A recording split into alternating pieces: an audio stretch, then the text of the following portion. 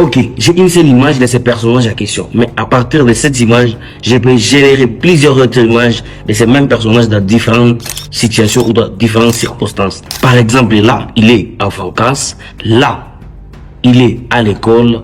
Là, il sort de l'école. Et là, il joue avec ses camarades dans la cour scolaire. Alors, dans cette vidéo, je vais te montrer comment tu vas créer tes propres personnages dans différentes circonstances et dans différentes scènes avec des outils qui sont totalement gratuits. Alors, sans trop tarder, on se retrouve sur mon PC. Alors, sur mon PC, ça, c'est les personnages que nous allons essayer d'animer dans cette vidéo.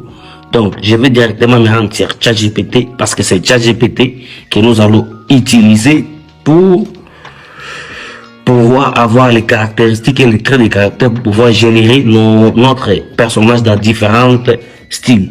Alors, sur ChatGPT, je vais prendre l'image et la glisser juste dans ChatGPT et je vais taper ces prompts ici à question.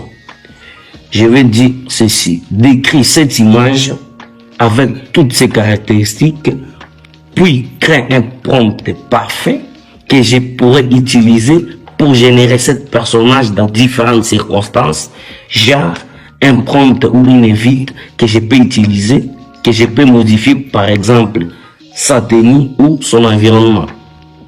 Je vais entrer ça dans ChatGPT. Ok, comme vous voyez bien, ChatGPT va commencer d'abord par décrire notre personnage afin qu'il puisse comprendre ses caractéristiques et comment il va pouvoir les donner un prompt qui va permettre à générer ces mêmes personnages plusieurs fois. Donc, il va étudier d'abord notre personnage, son apparence, sa tenue, tout ça, son environnement. Et là, vous verrez que ChatGPT vient de vous créer un prompt que vous allez utiliser pour générer ces mêmes personnages. Et comme vous voyez, ces prompts que ChatGPT nous a donné, vous voyez, il y a des espaces où nous allons insérer l'environnement, mais là aussi nous allons insérer les outfits de notre personnage. Alors moi, ce que je vais faire, je vais laisser ChatGPT faire tout. Donc je vais venir ici. Je vais venir de la ChatGPT ceci. À partir de ces prompts de base que tu as donné, je dis bien, génère-moi un prompt de ces mêmes personnages à la plage avec des vêtements de plage. Et là, je vais entrer.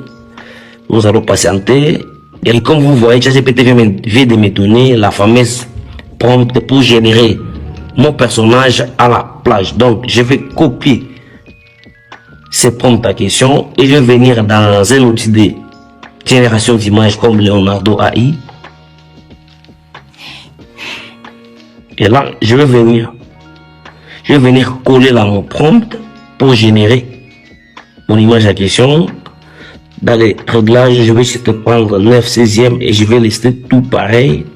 Puis, je vais générer l'image. Patientons. Alors, en patientant, si tu es nouveau sur la chaîne, n'hésite pas à t'abonner, activer la cloche de notification et surtout, dis-moi dans les commentaires si ce type de contenu te plaît. Et on continue avec la vidéo. Comme vous voyez, là nous avons notre fameux personnage à la plage.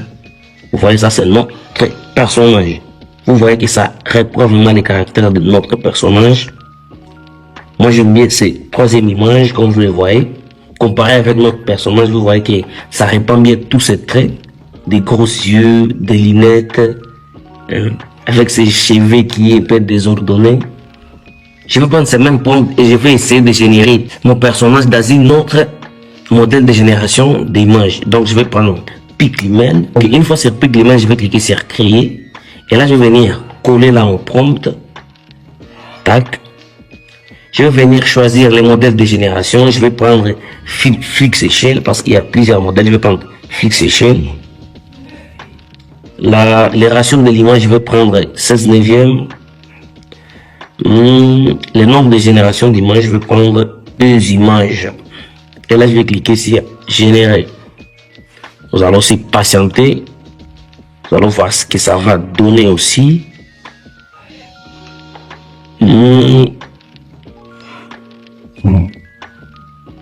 Patientons.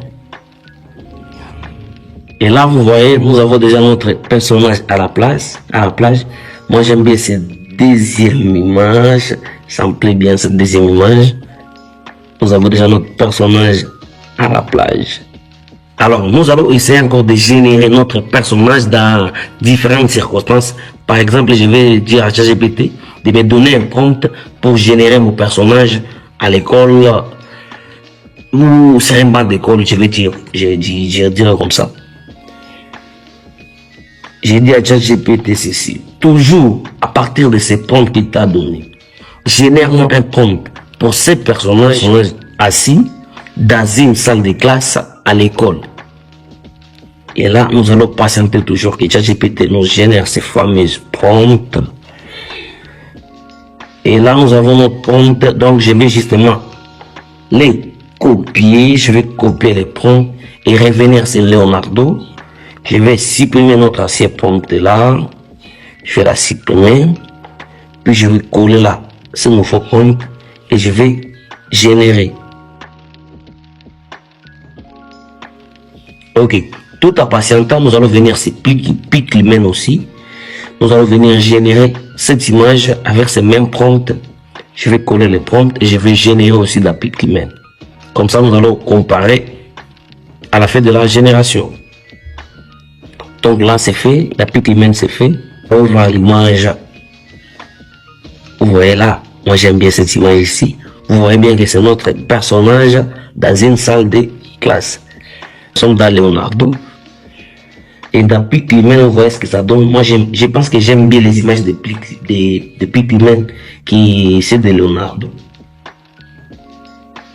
Ça, c'est encore notre personnage. Vous pouvez utiliser cette technique pour tous vos personnages. Par exemple, là, moi, je l'ai utilisé sur l'image de cette fille. Alors, les gars, je pense que nous sommes déjà à la fin de cette vidéo. Si cette vidéo t'a plu, n'hésite pas à me le dire dans les commentaires. Et surtout, abonne-toi à la chaîne si tu n'es pas encore abonné.